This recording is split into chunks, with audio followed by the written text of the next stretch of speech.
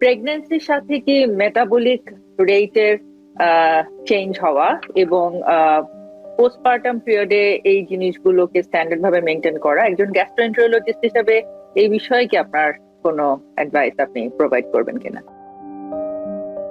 প্রেগনেন্সির সাথে যদি আপনার যে সমস্ত মেটাবলিক চেঞ্জ হয়, প্রেগনেন্সির পরে যে ওয়েটটা বেড়ে যায়, সেখান থেকে নর্মালে ফিরে আসাটা কিন্তু খুব ইম্পর্টেন্ট। আমরা জানি যে বয়সের সাথে সাথে বেশ কিছু লিমিটেশন, আসলে দায়িত্ব বাড়ে, নানা ধরনের লাইফের সিচুয়েশন গুলো চেঞ্জ হয়, তো বেশ কিছু লিমিটেশনও চলে আসে। আমি অনেক প্রেগন্যান্ট মাদারদের ক্ষেত্রে দেখেছি যে বাচ্চা হবার পরে অনেকেই তার প্রপার ওয়েট বা বডির যে একটি স্ট্যান্ডার্ড বিএমআই এটি তিনি মেনটেন করতে পারেন না, এবং নানা ধরনের মাল্টিটাস্কিং এবং নানা ধরনের লাইফস্টাইলের যে চেঞ্জ আছে, হয়তো রাত সারা রাত জেগে থাকছেন, অনেক বেশি ওভারওয়ার্ক করছেন বাচ্চা টেক কেয়ার করা এবং আদার সবকিছু সহ হয়তোবা তার স্ট্যান্ডার্ড বিএমআই তিনি মেনটেন করতে পারছেন না, এবং এটি তার ডিপ্রেশনের একটি অন্যতম প্রধান কারণ হয়ে যায়। এবং বিশেষভাবে যারা একটু এল্ডারলি মাদার, তাদের ক্ষেত্রে এই সমস্যাটি হয়তোবা আরো বেশি হয়ে যায়। তো প্রেগন্যান্সির সাথে কি মেটাবলিক রেটের চেঞ্জ হওয়া এবং পোস্টপার্টাম পিরিয়ডে এই জিনিসগুলোকে স্ট্যান্ডার্ড ভাবে মেনটেন করা, একজন গ্যাস্ট্রোএন্টারোলজিস্ট হিসেবে এই বিষয়ে কি আপনার কোনো অ্যাডভাইস আপনি প্রোভাইড করবেন কিনা?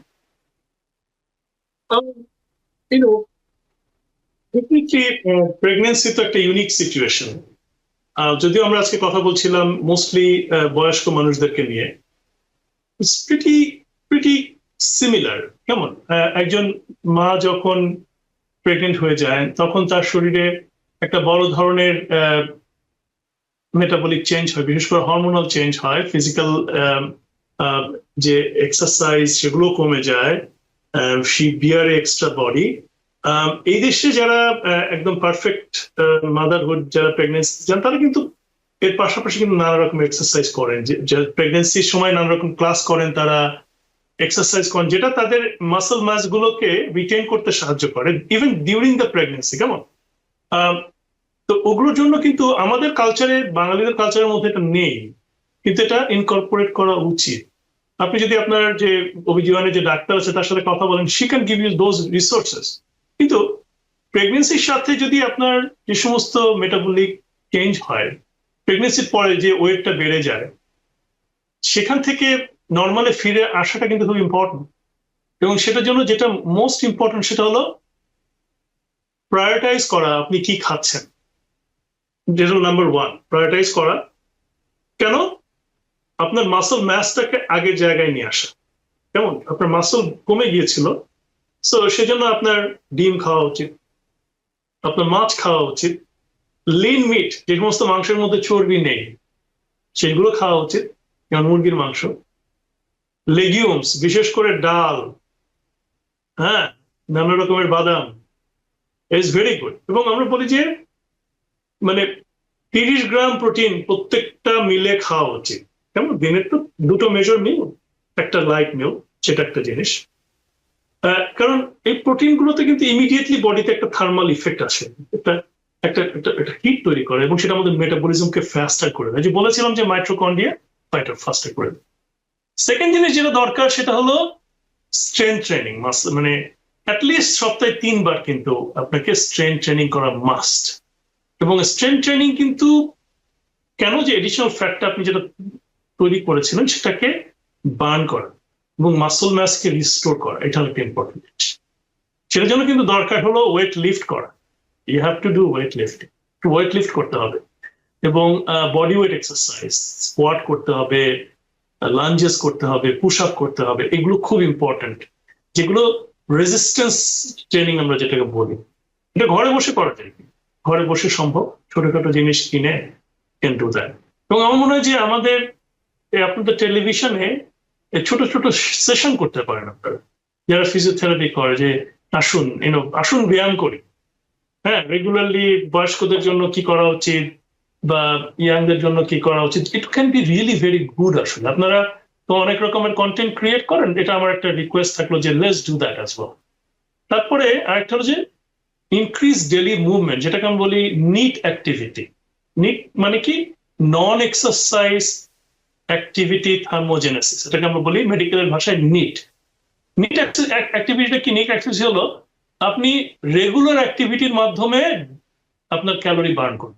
তার মানে এই যে আপনি আছি, আমরা এলিভেটর না নিয়ে আমরা একটা স্টেয়ার্স এলাম, আমরা যখন কল করছি একটা জায়গায় বসে কল না করে হাঁটলাম এবং কল করলাম, কেমন? এটা একটা ইম্পর্টেন্ট। আমাদের এইম থাকা উচিত যে প্রতিদিন আমরা প্রায় 10,000 স্টেপ গুলো নিব। আজকাল তো সবারই স্মার্ট ওয়াচ আছে, স্মার্টফোন আছে, সো এইম করি যে আমরা 10,000। সো রেগুলার অ্যাক্টিভিটিসে আমাদের ক্যালোরি বার্ন করতে হবে, কেমন? এই ছোট ছোট মুভমেন্টের মাধ্যমে কিন্তু আমরা আমাদের মেটাবলিজমকে বুস্ট করতে পারি। সো এটাকে আমরা বলি ইনক্রিজ ডেইলি মুভমেন্ট বা নিট অ্যাক্টিভিটি, এটাকে জোর দিতে হবে। আর একটা হলো যে ওয়াটার ওয়াটার ওয়াটার, প্রতিদিন 2 থেকে 3 লিটার পানি পান করা, নট টু মাচ, বেশি না। আরেকটা হলো যে গ্রিন টি খুব ভালো শরীরের জন্য, বিকজ অ্যান্টিঅক্সিডেন্ট কন্টেন্ট, অলসো মেটাবলিজমে হেল্প করে, ফ্যাট ব্রেকডাউনে হেল্প করে। So that is very good. বিশেষ করে গ্রিন টি কিংবা কফি, নট টু মাচ। বুঝতে হবে যে নাথিং ইজ টু গুড, বেশি করা যাবে না। কিন্তু গ্রিন টির একটা সুবিধা হলো যে এটা অক্সিডেশন, ফ্যাট অক্সিজেনে হেল্প করে, মেটাবলিজমে হেল্প করে। ক্যাফিন সাধারণত টেম্পোরারি ইনক্রিজ করে দেয় আপনার calorie burn out 3 to 10% significantly. এই জন্য খাওয়ার বেস্ট সময় কোনটা? সকালবেলা, কিংবা আপনি এক্সারসাইজ করতে যাবার আগে ওই সময় খাবেন। এটা মনে রাখবেন যে সকালে কিংবা এক্সারসাইজ করতে যাওয়ার আগে রাতে খাবেন না, অনেকে ঘুমের প্রবলেম হয়, বিশেষ করে কফিতে ক্যাফিন থাকে। কিন্তু এটা অক্সিডেন্টের জন্য আপনারা আগে থেকে খেতে পারেন এটা। আর হলো বেশি করে ফাইবার খাওয়া, বিশেষ করে সলুবল ফাইবার, যেটা আপনার ব্লাড সুগার মেনটেন করবে, ইনসুলিন রেজিস্ট্যান্সে হেল্প করবে। আর কোন জিনিসটা ভালো আছে বেশি বেশি? ভেজিটেবলস, যত সবজিতে আছে ভালো, অ্যাভোকাডোতে আছে, oatmeal, it's a very good thing. Oatmeal সকালে রাতের বেলায় ওট করে রেখে দিবেন।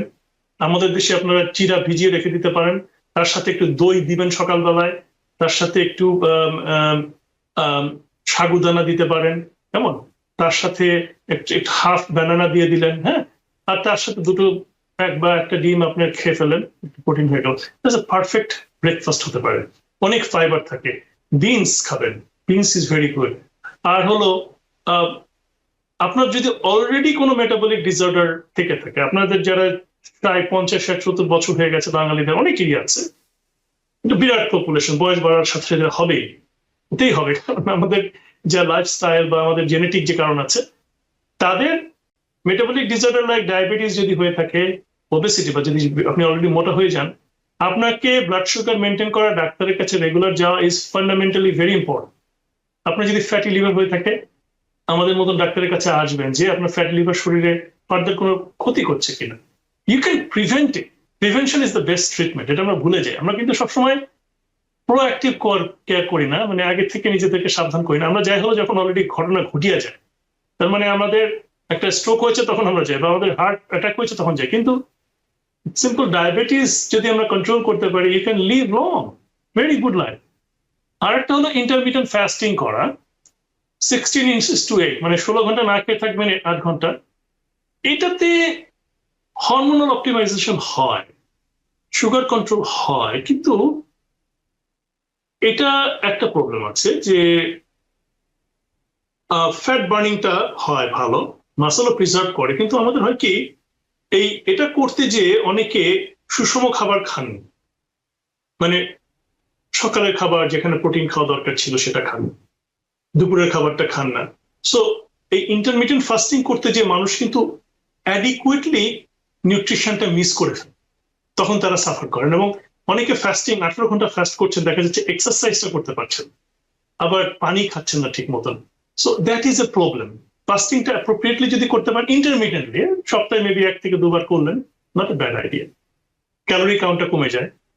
আর একটা যেটা আমি আগেও বলেছি, আবারও বলছি, যে ওই প্রেগনেন্ট মাদারগুলোর 7 to 9 আওয়ার স্লিপ কিন্তু দরকার প্রেগনেন্সির পরে, এবং স্ট্রেস কমানো, কর্টিসল লেভেল কমানো। যদি কোনো হরমোনাল প্রবলেম থেকে থাকে during the pregnancy, thyroid, insulin কিংবা টেস্টোস্টেরন কিংবা এস্ট্রোজেন, সেগুলো তো খবর রাখা খুব দরকার। মনে রাখতে হবে, যদি আসল কথা বলি, প্রেগনেন্ট মাদারদের কি কি জিনিস করা উচিত। মাসল মাস বাড়াতে হবে যাতে মেটাবলিজম ফাস্ট হয়ে যায়, সেজন্য একটু ওয়েট লিফটিং করতে হবে, প্রোটিন খেতে হবে, সারাদিন মুভমেন্টটা বাড়াতে হবে, নিট অ্যাক্টিভিটি যেটাকে বললাম, বেশিক্ষণ বসে থাকবেন না। তারপরে যেটা বললাম, ফ্যাট বার্নিং বুস্ট করতে হবে, গ্রিন টি খাবেন, বিশেষ করে সকালে খাবেন, এক্সারসাইজ করার আগে খাবেন। আপনার ঘুমকে প্রায়োরিটাইজ করতে হবে, আপনার স্ট্রেস কমাতে হবে, কেমন কর্টিসল যে ওয়েটটা বাড়িয়ে দেয় সেটা কমাতে হবে। ইন্টারমিডিয়েন্ট ফাস্টিং করতে পারেন প্রেগনেন্ট মাদাররা আফটার যখন ডেলিভারি হয়ে যায়, এবং হাই ফাইবার খাবার খেতে হবে ব্লাড সুগার স্টেবল রাখার জন্য। এটা একটা পার্সোনালাইজ প্ল্যান আপনারা করতে পারেন আপনার ডাক্তারের সাথে মিলে, and it can be very good. New York থেকে সম্প্রচারিত TVN 24 টেলিভিশন, বিশ্বজুড়ে বাঙালির কণ্ঠস্বর।